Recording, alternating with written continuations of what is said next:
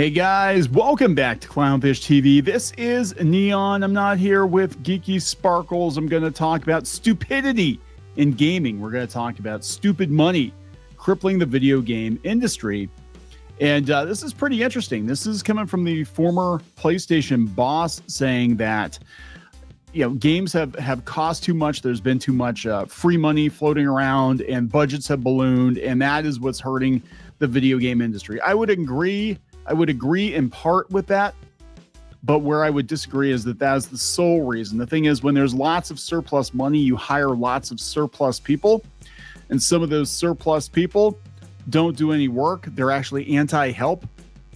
They're activists. They don't want to actually work. They want to get their opinions in there. You've got 20 people doing the job of 2 people. You know what I'm saying? A lot of bloat, and we're seeing it now. We're seeing the failure of all these bloated, expensive, DEI-infused games. In fact, Nick Tech here has kind of a list of some of the games that have failed just in the last year or two. Some of the biggest misfires in video game history. Hundreds of millions of dollars lost. But we're going to talk about this. Before we get into it any further, please subscribe for more pop culture, news, views, and rants. Guys, again, Geeky sitting this one out. Check out badorcs.com, help us out here a little bit. Get some enamel pins with orcs doing very bad things. Very low budget. It's a very low budget campaign. So this is coming from gamedeveloper.com. Former PlayStation boss says stupid money crippled the game industry. Is it Yoshida? Shuhei Yoshida offers his take on the recent industry implosion and ponders whether there's a light at the end of the tunnel. Now, this was actually a couple of weeks ago. I missed this, but it kind of goes along with people noticing that AAA gaming is imploding, right? I mean, you have to be living under a rock. And it's not just the alt-right chuds on YouTube. It's not just, Gamergate 2 or whatever the hell they're trying to say. It's like, look, so many games have failed catastrophically. I can't remember in my at least in my adult life, this many games failing, this many high profile games failing just back to back to back to back. Clearly something is wrong, right? And you look at the games that have actually succeeded in the last couple of years, and a lot of them were kind of low budget affairs. Helldivers, Pal World.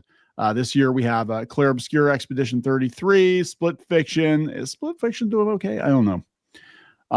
But we have a lot of games that really weren't super expensive games to make, and what they're bringing back that people are getting excited about. Things like Mortal Kombat Legacy Collection. I'm seeing a lot of 16-bit style games being announced. A lot of games that are done with just a pretty small dev team. And he's talking about Astrobot being an amazing game and only costing them $50 million. Back in the day, Nintendo, some of the greatest games on Nintendo were just a handful of people. So anyway, during a wide-ranging chat, Gamescom, LATAM, or whatever. So this was a couple of weeks ago. Yoshida said it remains totally possible for the industry to become truly sustainable, but claimed that would require the biggest players and investors to stop treating the market like a fabled golden goose. This is really interesting. What we've been seeing for the last 2 years is just the adjustment to the misjudged spending by so many companies during the COVID days. He was talking about that and then pointing to the M&A spree undertaken by Embracer Group. Yeah, most of what Embracer Group bought wound up getting sold off or shut down. Many companies and even analysts believed the crazy growth during the pandemic would continue, so they overinvested and overhired, and they started too many projects. But after COVID, there were a lot more ways for people to entertain themselves, so the growth slowed down. Look, I'm telling you what's going on. Gamers are playing old games. They're playing older games. They're not buying the new AAA stuff. They don't trust the new AAA stuff for a number of reasons, beyond the politics. It's a predatory business practices. It's quality issues, right? These AAA games are shipping half-baked, lots of bugs, lots of errors. Look at Star Wars Outlaws. I mean, that thing never should have shipped when it did, but they had to ship it because investors expected a big hit in Q3 or whatever that year, and it actually backfired. and cost them a lot of money because the word got out the game wasn't any good, and that was it. That was the end of the sales. I mean, you're better off spending more time, less money overall, taking more time to put something out that's polished and, having gamer goodwill, but also realize people play games now longer than they used to. Again, we're not in the NES era. We're not in the PS1 era or even PS2 era, whatever, where you buy a game, you beat it, you move on to the next thing. Now people are playing games for 10 years, 15 years. So you have to realize that too. Some people, it's like all they play is Fortnite. All they play is Minecraft. That's it. They don't need anything else. So you're going to be hard pressed to sell them on something new, right? So Yoshida described the situation that has left thousands of developers out of work as very sad, but claimed the stupid money that helped spark that age of overinvestment has departed the video game industry in search of the next big thing. The stupid money. Again, stupid money, hiring stupid people. I've seen this happen time and time again, where companies think the gravy train is going to last forever, and they go out and they hire a bunch of unnecessary people. They take a bunch of chances on projects that maybe they shouldn't have greenlit. And we see the exact same thing in streaming right now, in television. All this garbage that got greenlit because there was stupid money. And so much of it's already been canceled. So many people are already out of work. This is so many of these streaming services are consolidating, or they're cutting loose, different streamers or channels. I mean, look at HBO, man. They're just like Warner Brothers. They're throwing everything overboard that doesn't make money. Yoshida feels diverse portfolios and smaller projects can deliver stability. Does that mean there's cause for quiet optimism? He believes so, but feels the largest companies need to begin sensibly investing in portfolios rather than pinning all their financial hopes on a handful of gargantuan projects with no margin for error. Yeah, again, this is where, and I know people hate me talking about it, whatever. This is where the ethical use of AI comes into play, I think, with video games and with Hollywood. If you can get those budgets down, you can make more games. You can make more movies. And you're not taking as big of a chance. Instead of having one $200, $300 million movie, you might be able to make a bunch of $25, $50 million movies or games or whatever, and be able to take those chances. And look at what some of the biggest hits have been in the last decade plus. It's been stuff like, Five Nights at Freddy's and Minecraft, and you know what I'm saying? So you don't need to have this ridiculous budget. You just have to make good games, right? He said each product is different. Some live service games are successful, like Helldivers 2. You can't just take one product or model and say they're all wrong, especially with entertainment products. Nobody can predict sales, especially when new IPs are tried. He said, I've worked with marketers in the past and they always miss the numbers. So what big companies should do is invest in a portfolio of titles, because if they just invest in a small number of titles, it's a huge risk. Even when you invest in existing successful franchises, because people's taste will change. I think that's kind of going on with Square right now, is that they're overly reliant on Final Fantasy and Dragon Quest. And those have historically been good sellers, but like Squaresoft, before it became Square Enix, used to spitball all kinds of different RPGs, action games, even a couple fighting games here and there. And now it's just like, oh yeah, here's the next Final Fantasy. And it's kind of the same with Ubisoft. They bet everything on Assassin's Creed. They bet everything on Rainbow Six, and now they're having to spin that stuff off into a different company just to save it. It's like they should have been coming up with new IP the whole time. Like, yeah, come out with a new Assassin's Creed game, sure, because that's kind of your bread and butter. But like, you should be making new kinds of games. And Claire Obscure, Expedition 33 slipped through their fingers because the guy who did that, his team, they were from Ubisoft. I mean, it slipped right through his fingers, or through Ubisoft's fingers, right? So like, I mean, this is just kind of common sense, but I think Disney does the same thing. Disney's all like, oh, let's double, triple down on Marvel, Pixar, whatever, but at least within those umbrellas, they're actually doing some different stuff. These companies don't. And so what's going on is that all these nimble independent companies are coming up, and they're giving people what they want, and they're doing it at a fraction of the cost. He says big companies have to compete with rivals of similar size and stature, and budgets can quickly balloon as competitors attempt to outdo each other. The antidote to that budgetary arms race, he says, is to realize that sometimes the limitation is really helpful for studios and developers looking to push themselves creatively. In a sentiment that chimes with the advice handed out by Astrobot director Nicholas Doucet, he reminded attendees that it's okay to make a small game.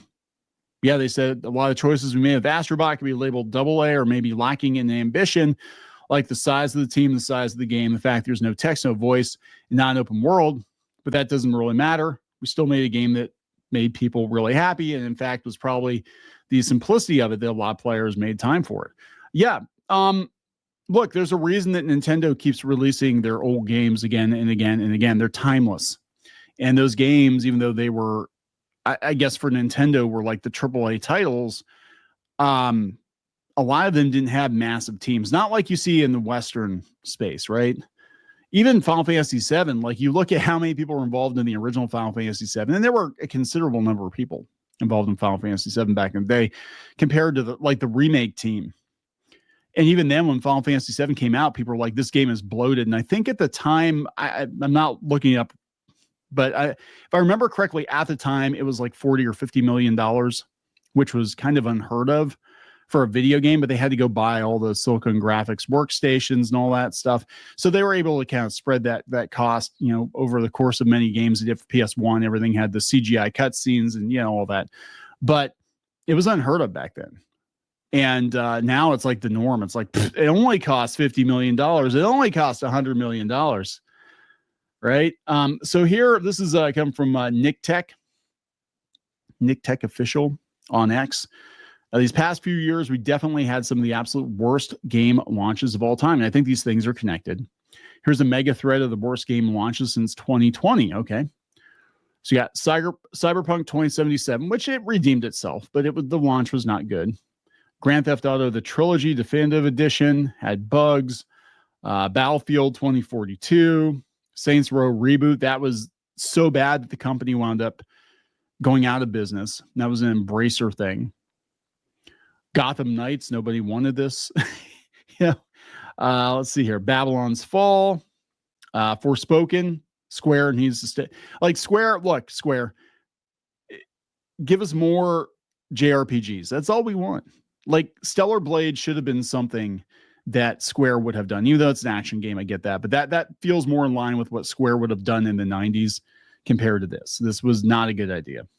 Walking Dead Destinies, Skull Island. I didn't even know that came out. Gollum, that came and went like a wet fart. Crime Boss, Redfall, the day before, Suicide Squad, Kill the Justice League, $300 million loss for Warner Brothers. Skull and Bones, that was the quadruple A title for Ubisoft. They said that the development costs were reportedly $650 to $850 million. Does anybody play this game? I don't think anybody plays this game. Let's see what else we got here. Unknown 9 Awakening, that was a massive failure. Dustborn, that was SJW, the video game. Activist, the video game. It's just terrible. Concord, that was another flop. Dragon Age of Veilguard, Star Wars Outlaws, pretty much every AAA title. Mind's Eye. Yeah, I heard that was pretty bad too. I haven't really looked into this one too much, but yeah, it was nowhere near a finished state to be released. It suffered from performance issues, stuttering, and most importantly, lacking basic features that made the game feel like a tech demo, more like a tech demo than a finished product. Yeah, this is pretty bad. It's all bad.